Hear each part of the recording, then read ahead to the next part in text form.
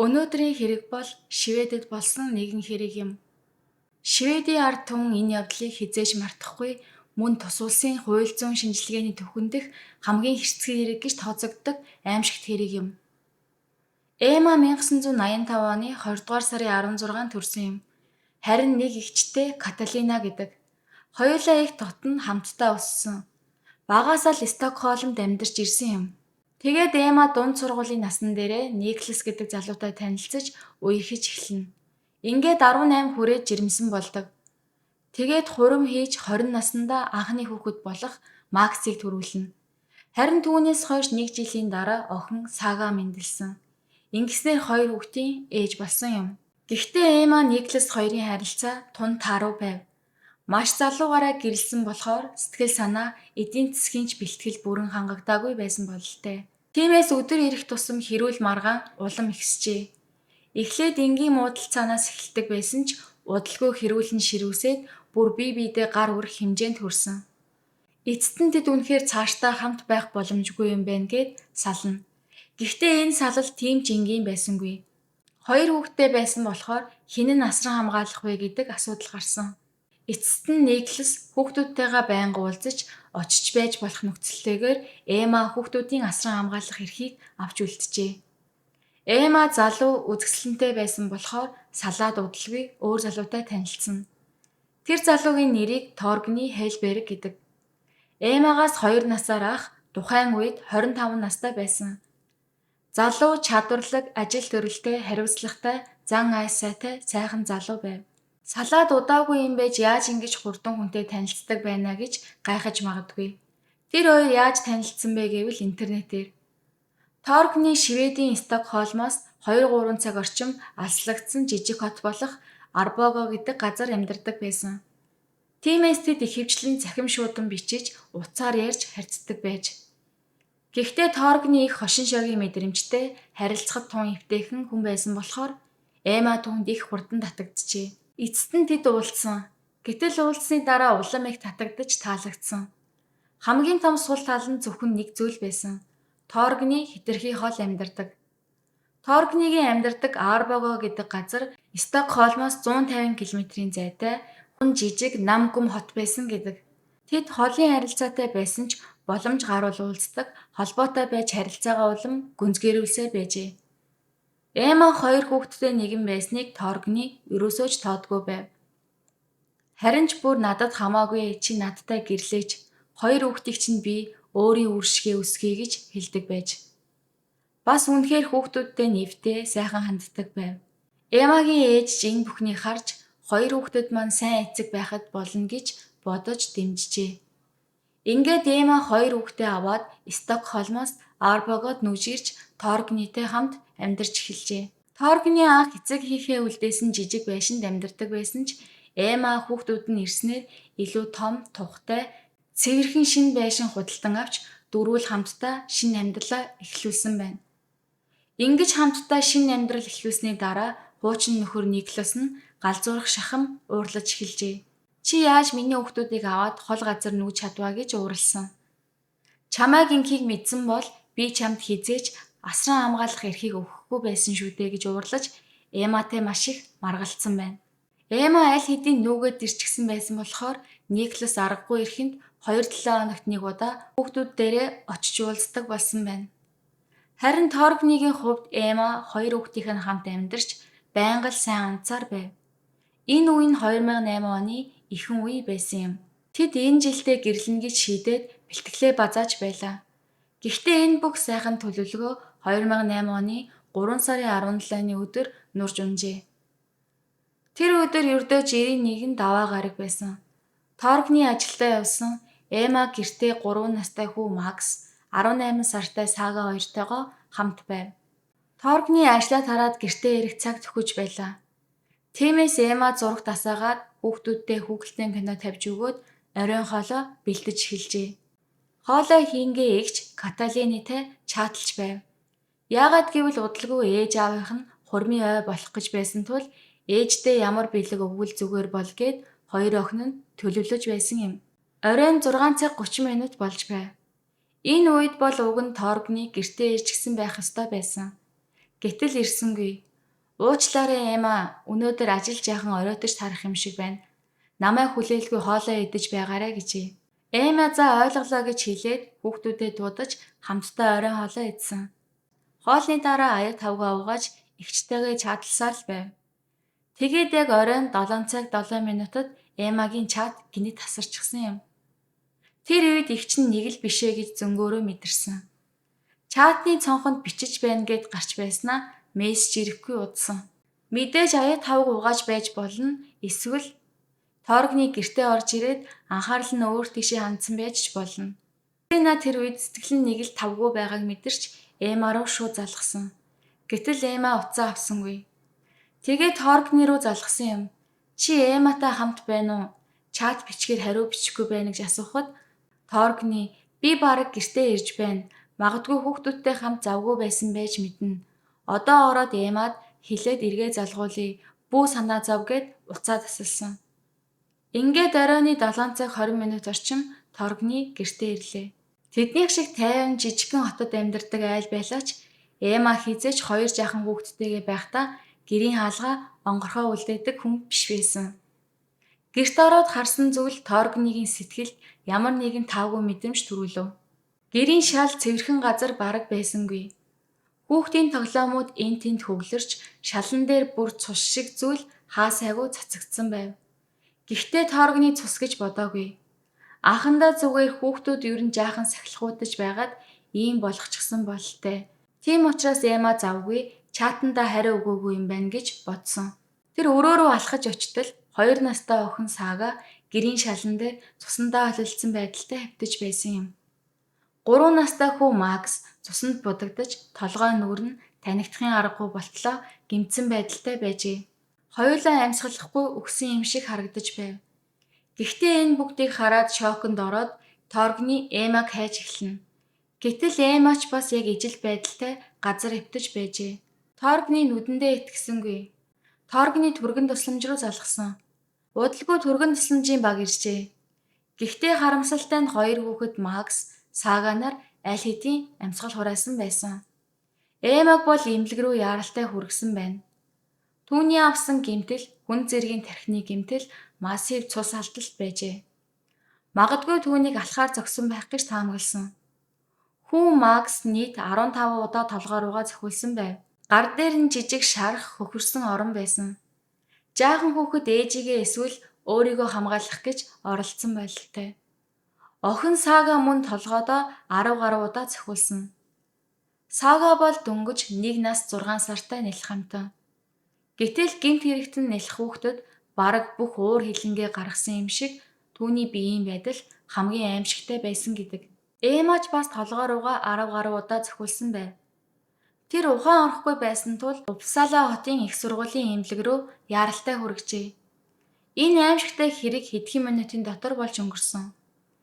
Эма эмнэлэг тухайнгүй хөвтөж байсан ч цагдаа нар мөрдлөгөө эхлүүлжээ. Хамгийн түрүүнд Шведийн цагдаа нар хэргийн гол сэжигтнээр Торгныг хардах болсон. Яагаад гэвэл гаднаас хүчээр орж ирсэн уул мөр байгаагүй. Энэ нь гэрт дотор байсан хүн алсан байх магадлалтай. Эма эгчтэйгээ хамгийн сүүлд 7 цаг 7 минут хүртэл чатлаж байсан бол Торгны 7 цаг 20 минут орчимд цагдаа дуудсан байдаг. Тэгэхээр ердөө 10 гаруй минутын дотор хэрэг үйлдсэн байна гэсэн үг. 10 минутын дотор гаднаас хүн орж ирж хэрэг хийчгээд буцаад гарсан байж болзошгүй ч энэ бол маш эргэлзээтэй байсан. Тиймээс мөрдөгчд Торгны тухайн үед гэртээ байсан юм биш үү гэж сэжиглэж эхэлсэн юм. Гэвч Торгны тэр өдөр үнэхээр ажлаасаа орой гарсан байв. Үүнийг нь хамт ажилладаг хүмүүс нь бүгд гэрчилсэн. Түүнийг гэртээ харж явах замыг олон нийтийн хяналтын камер дүрсжүүлсэн байв. Энэ бүхнээс харахад Торгны үнэхээр буруугүй болох нь тодорхой байлаа. Ингээд мөрдөгчдийн анхаарал дараагийн боломжид сэжигтэн рүү шилжив. Тэр нь Эмагийн хуучин нөхөр Никлас. Эма Никлас хоёрын гэрлэл маш асуудалтай байсан гэдгийг хэн хүнгүй мэддэг байв. Тэд байнга хэрэлдэж бүр гар хүрдэг байсан. Эма энэ тухайга найз нөхөд хамаатнуудаа хүртэл ярьдаг байжээ. Салснаас хойш ч гэсэн хүүхдүүдийн асуудлаар байнга маргалддаг байсан. Эма хүүхдүүдээ аваад Арбогод ирсэн нь Никласт хамгийн том уурлах шалтгаан болжээ. Хуучин нөхөр Никлас Торгнид хүртэл чи хизээж миний хүүхдүүдийн эцэг болж чадахгүй. Чи надаас хүүхдүүдийг минь булаалаа гэх мэт заналтай доромжилсан мессежүүд явуулсан байв. Тиймээс цагдаа нар Никласыг олж уулзаж хүүхдүүд нь нас барсныг хэлсэн. Гэвч Никлас газар дээрээ унаж шоконд орсон. Уйлаад "Үгүй тэр хүүхдүүд үнэхээр миний хүүхдүүд мөн үү? Та нар алдаа гаргаагүй биз дээ" гэж шалан дээр сүгдэж асуусан байна. Түүнийг таньдаг бүх хүмүүс хэлэхдээ Никлас бол ямар ч байсан хүүхдүүдэд хайрладаг аав байсан. Эматай харилцаа муу байсан ч хүүхдүүдийнхээ төлөө амиа өгөхөөс ч буцахгүй хүн гэжээ. Мөн хэрэг гарах үед Никлас нь хотын өөр нэг хэсэгт ажилтай байсан бөгөөд тэнд байсан гэдгийг олон хүн гэрчилсэн байв. Тиймээс Торгны ба Никлас хоёулаа хэрэг болох үед гэрт байгаагүй нь тодорхой болсон. Гэхдээ гэмт хэрэг болсон газраас ямар ч зэвсэг, хурууныхээ эсвэл диинхээ улмар олдоогүй. Үүнийг харсан мөрдөгчид гэмт хэрэгтэн бээлийн өмсөн байна гэж үзжээ. Хэргийн газар үлдсэн цорын ганц улмөр нь хачирхалтай гутлын мөр. Энэ гутлын мөр нь Эма Торгны нарын өмсдөг гуталтай таарахгүй мөн түргэн тусламжийнхан ч өмсөөгүй гутлын мөр байсан. Гутлын мөрийг анхааралтай шинжлэхэд гутлын уул нь Vans брэндийн пүүзтэй адилхан байжээ. Ингээд цагдаа нар хөршүүдээс гэрийн ойр орчинд ямар нэгэн с ิจ гтэй зүйл хүн харагдсан эсхийг асууж судалж эхлэв. Тэгэхэд хэд хэдэн хөршин хэлсэн. 5 цагийн орчинд хар увцтай, хар малгайтай нэг хүн тэнд байсан. Жижиг биетэй эмэгтэй хүн шиг санагдсан гэжээ. Цагдаа нар эргэн тойрны дэлгүүрүүдийн камерын бичлэгийг шалгаж эхэллээ.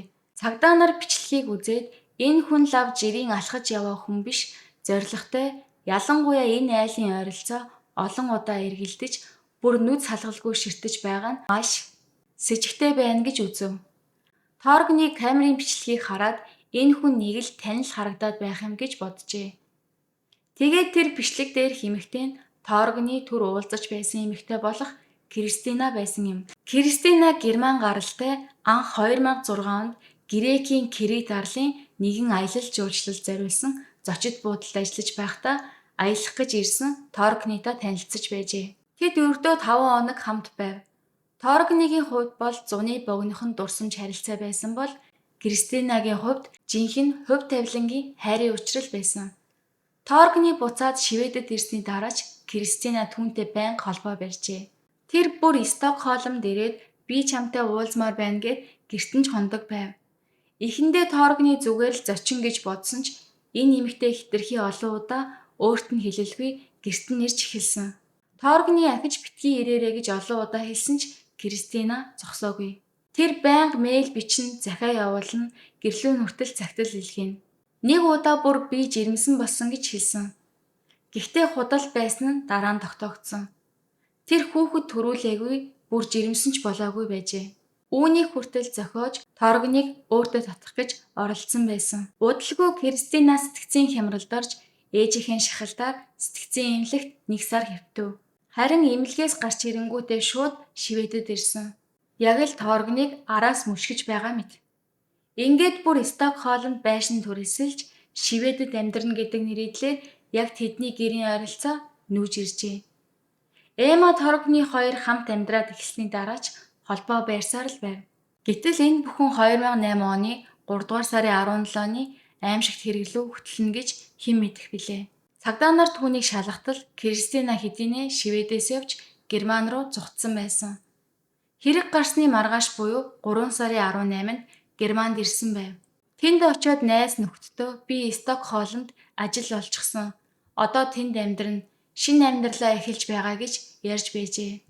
Яг л юу ч болоогүй мэт. Цагдаа нар Германы талтай хамтран ажиллаж 3 сарын 29-нд Кристинаг баривчилж Швед рүү шилжүүлж авчирчээ. Кристина би буруугүй гэж мэдүүлсэн. Гэвч бичлэг дээр эмэгтэйтэй биеийн хэмжээ алхаа хувцсгээд бүгд ижил түүний түрээсэлж байсан байрнаас хэргийн газар дээр үлдсэн гутлын мөртэй ижил Vans брэндийн пүүз бүр яг ижил загвар илэрсэн. Ноутбук дотроос нь Эмагийн фэйсбүүкийг 300 гаруй удаа шалгасан мөр тэндээс түүний болон хүүхдүүдийн зургуудыг татаж авсан файл, алан гэх мэтээр хадгалсан аимшигт файлууд илэрсэн. Интернетээс хайсан хайлт нь төгсгийн тэргийн төлөвлөгөө хүн алчхаад баригдахгүй байх арга сэжиг авахааргүй худал хэлэх аргууд гэх мэт хайлтууд байв. Тэр байтугай Торгныгийн шинэ гэрийн хаяг хэдэн цагт ажилдаа явдаг, хідэд ирдэг, хоолоо иддэг цаг гээд бүх хуваарийг нь ноутбукийн тэмдэглэл тэмдэглэсэн байсан. Цагдаа нар хаягаар нь яах гэж байсан юм бэ гэж асуухад би хүүхдэд төрүүлээд үрчлүүлсэн. Хэрвээ хүүхдэд ямар нэгэн зүйл тохиолдвол холбоо барих ёстой учраас хаягийг нь хадгалсан гэжээ. Гэтэл эмнэлгийн шинжилгээгээр Кристина хизээч жирэмсэн байгаагүй, төрж байгаагүй ч нотлогдсон. Ингээд Кристинаг албан ёсоор 3 хүний амь насанд халдсан хэрэгт буруутхан шүүж эхэллээ. Гэвч нэг зүйл дутуу байлаа. Шүүхэд үзүүлэх шууд биет баримт. Учир нь хэрэг үйлдэхэд ашигласан алх олтоогүй, хурууны хээ, цус, эсвэл ДНХ ямар ч улмөр үлдээгүй байсан юм. Гэхдээ нэг чухал зүйл илэрсэн. Кристинагийн өрөөнөөс алга болсон алх. Кристинад алах өмнө нь байсныг өрөөний найз нь гэрчилсэн. Алханы брэнд, загвар, хэмжээ нь Эмма, Макс, Сага нарын хөнөөхөд ашигласан алхатай яг тохирч байжээ. Кристина шүүхийн танхимд инээмсэглэн орж ирсэн. Хамгийн аимшигтай нь шүүх хурлын үеэр эмгэнэлтэй хэргийн газрын зураг бичлэгүүд гарч байхад Кристина инээгээд сууж байсан. Бүр шүүхийн зааланд байгаа хүмүүс айдас хүйц давтаж, зарим нь уйлж байтал Кристина огтхонч гимсэн шинжгүй харагдаж байв. Магадгүй энэ бүхэн сэтгцийн эмгэгийн улмаас болсон юм болов уу гэж шинжилгээ хийсэн. Гэвч мэрэгжлийн сэтгэл мэдрэлийн эмч нарын дүгнэлт Кристина бол сэтгцийн хувьд бүрэн эрүүл хүн гэжээ. Ингээд 2008 оны 7 сарын 29-нд Кристинад бүх насаар нь хорих ял оноосон юм. Мөн хохирогч Эммад 20,000 еврогийн нөхөн төлбөр олгох шийдвэр гарсан. Кристина бүх насаараа хоригдох ял сонсож Шведийн шоронд хоригдож байхдаа маш их гомдол гаргажээ. Тэр энэ шорон хэтэрхий гэрэл муутай байна. Шүршүүрийн усны дарал таалагдахгүй байна. Хоолны амт дэндүү сул байна гэх мэтээр тасралтгүй гомдол гаргаж эхэлсэн. Шведийн шоронгууд дэлхий дээрх хамгийн таатай нөхцөлтэй шорон гэж тооцогддог. Хувийн өрөөтэй, галтойгоотой, хүссэн үедээ хоол хийж идэх боломжтой, ном уншиж, хөгжим тоглож, компьютер, зурагт ашиглах боломжтой.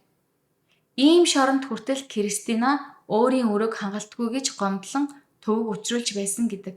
Түүнийг 4 жилийн дараа буюу 2012 онд Герман руу шилжүүлсэн. Вектор гэдэг Герман шоронд шилжин үргэлжлүүлэн ял эдэлж байна. Эмма болон Торгны тэдний амьдрал дараа нь ямар болсон бол?